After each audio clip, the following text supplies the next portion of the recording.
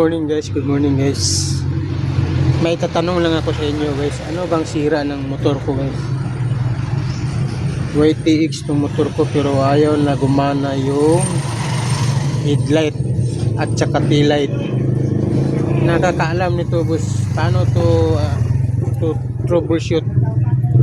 Hindi gumagana ang headlight at saka taillight. Pero mayroon naman siyang neutral. Tingnan mo. Mayroon siyang neutral. Pero hindi gagana yung headlight at taillight.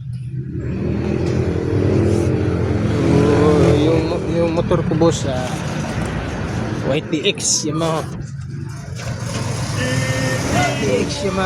Pero hindi gumagana yung headlight at taillight. Yun ko anong sira nito. Pag tumatakbo ako pag gabi walang ilaw sa harapan. Pagkasibisipid naman ang motor na to guys. Sa nakakaalam, please comment down below kung saan ayusin ang headlight at taillight. Hindi gumagana yung dalawa. Imposible naman pundi yung dalawa.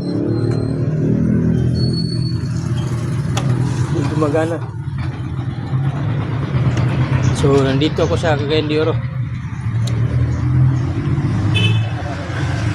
Dito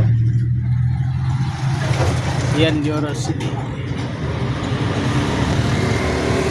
Ito pa yung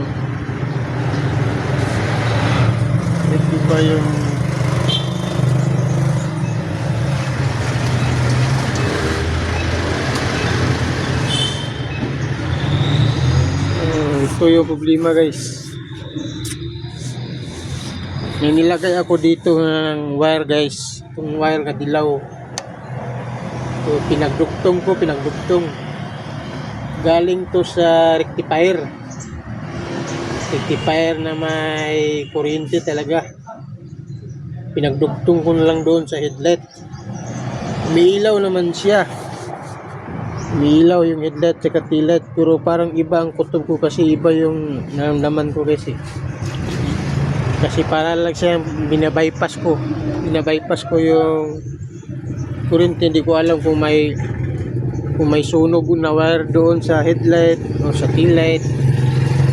Para kasing binaypass ko na lang ito guys galing sa rectifier guys na kuryente na nagmula rin sa stator. So naguguluhan ako nito guys. Pinag-aralan ko muna to.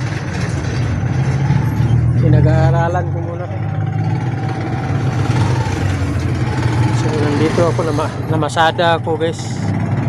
Ito yung alihanan namin. Namasada kami tuwing umaga dito. Marami kasi mga pasahero dito. So salamat guys at sana matulungan niyo ako.